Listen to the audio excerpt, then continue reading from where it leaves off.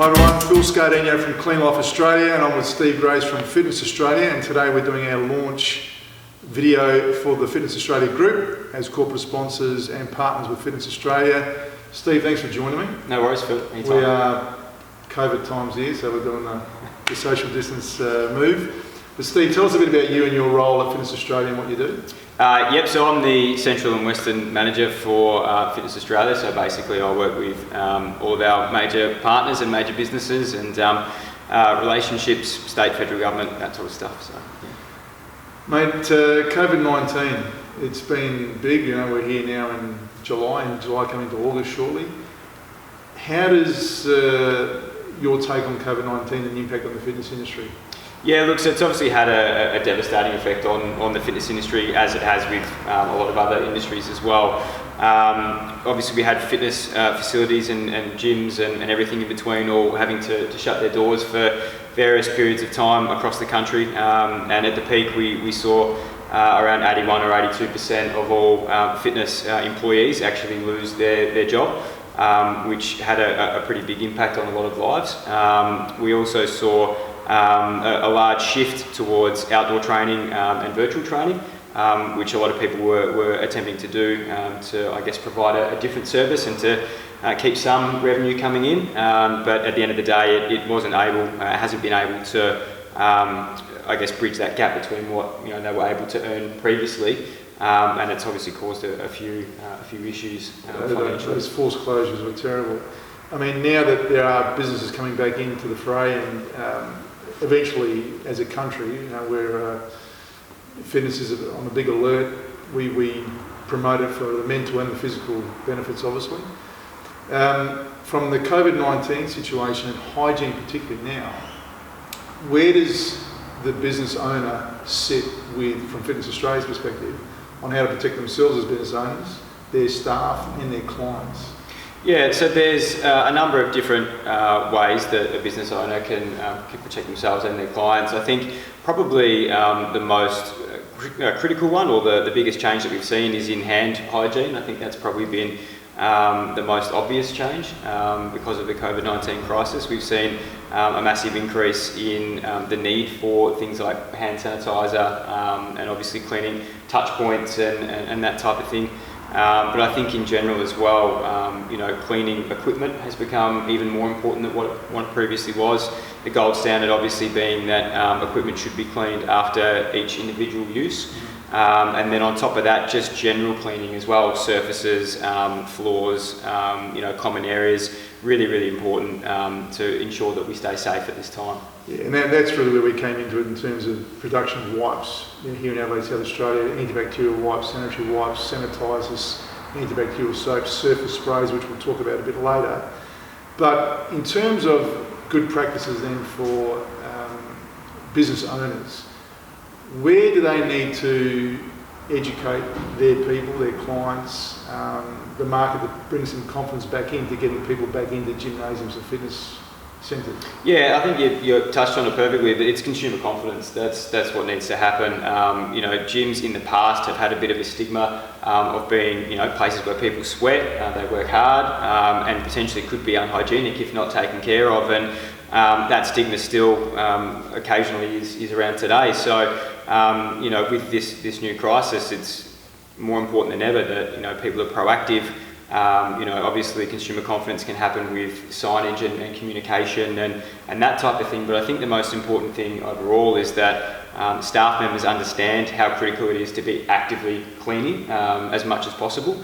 And members are going to be able to see staff members and what they do. They're going to be watching them. And perception is critical. Exactly. And if they've got that perception that, right, okay, my manager or my staff member, my personal trainer is on top of this, they understand it, they're actively making steps to improve my health and my safety, then that's going to encourage that consumer confidence to come back, and we'll see people returning to gyms in no time at all. Yeah. And it's also from a user. So you come from the governing body. We'll talk to Tony later, who owns the fitness centre. But in terms of a user of a gym, when COVID allowed us to get back into gymnasiums and work out, the biggest thing for me, front of mind, wasn't I had confidence in coming here to work out, but it was actually the users, other people joining in, understanding this is a procedure now, really clear. So it wasn't just the staff of a place, but it's also getting the members to understand, how you enter into the building,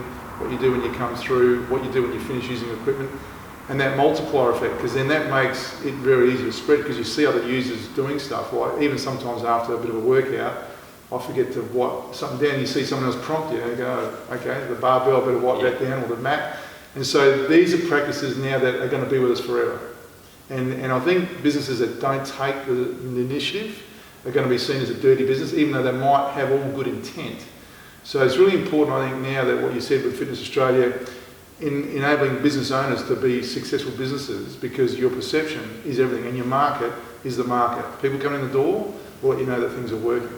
Yeah, for sure. And I think, one thing that we've really noticed as the peak body is that gyms and fitness facilities that had a really good culture going in are the ones that have come out of this crisis and are almost back to normal, or as close to that as they can be. And it comes from, as you touched on, the members actually taking the initiative as well to maintain these protocols. And it's all down to the management and the communication style and making sure that they support the members to make the right decisions and to behave in the correct way, because it's not just down to the manager.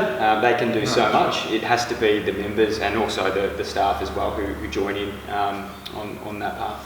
I'll talk a bit about how we can help in that regard shortly, but how does Clean Life Australia, as a partner with Fitness Australia, where do you see us fitting into the whole play now, as COVID is sort of still where we are at and into the future, because we've got into involve a long-term partnership with you guys? Yeah, for sure. And look, from our perspective, being that we're the peak body for the industry, it's always our job to be supporting our members and supporting the industry as a whole as much as we possibly can. We obviously understand, as part of this crisis, gyms and fitness facilities are going to have to increase the amount of cleaning that they might have done in the past. We already touched on hand hygiene and things like that being additional requirements. And as soon as we identified that, we knew that we wanted to link our members in with the best possible providers of those services and that equipment. So that's where we basically came across obviously Clean Life and through Tony and that relationship we have there. So it's something that's really exciting for us, because we have a lot of confidence in Clean Life, being that they're an Australian-made manufacturer. Their products are really high quality, meeting the standards that are required within the industry.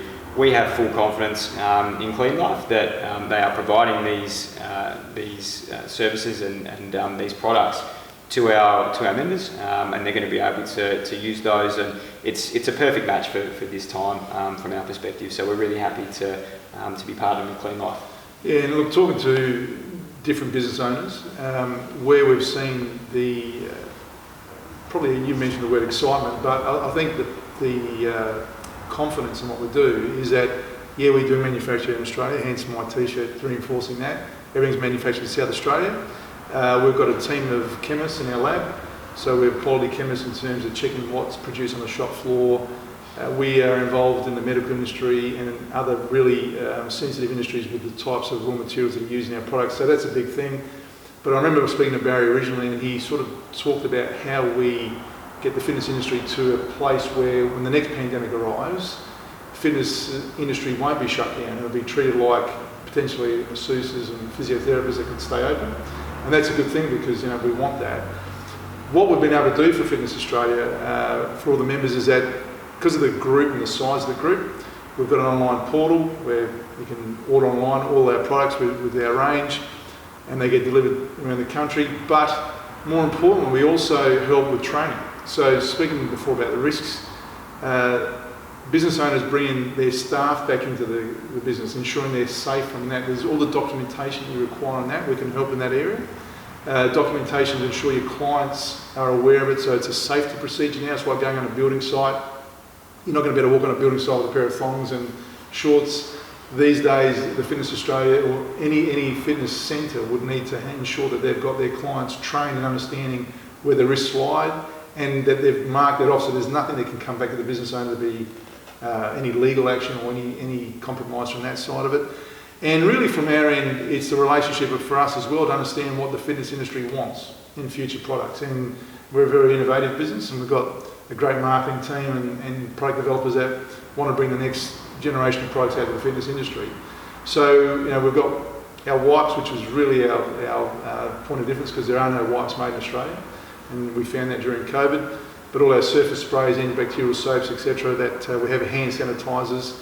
And we'll talk to Tony shortly, because he'll share with us on how he took the step into getting back into the workplace. But from our end, we just see the whole fitness industry as in a really early embryonic stage of going bang.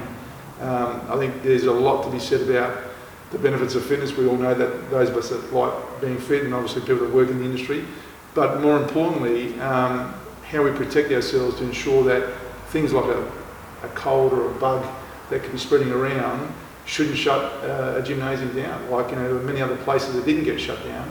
So the next pandemic, that the fitness industry is protected to enable them to keep proceeding forward. Yeah, for sure, Phil. And I think it's also about what I touched on earlier, removing that stigma about gyms potentially being an unclean place to be in. The fact is that if they are taken care of, and if the right policies and procedures are in place, and the right products are being used regularly, then gyms are one of the safer places to be in. And it all comes down to best practice for us. That's what we're all about as an association. And I think that's why our relationship with Clean Life works really well, because we understand that that's what you do as well. It's all best practice. It's the gold standard for the industry, and that's perfect for us, and it's perfect for our members. Well, thanks, Steve, for joining me today. If anyone wants to find out more about us, obviously, you'll get it on the Fitness Australia website, and this will come through as part of an EDM, and more notifications coming through from Fitness Australia and Clean Life Australia. Well, Steve, thanks for joining, mate. I'll give you the first punch, and we'll talk shortly with Tony. Thank you. No worries. Cheers, Phil.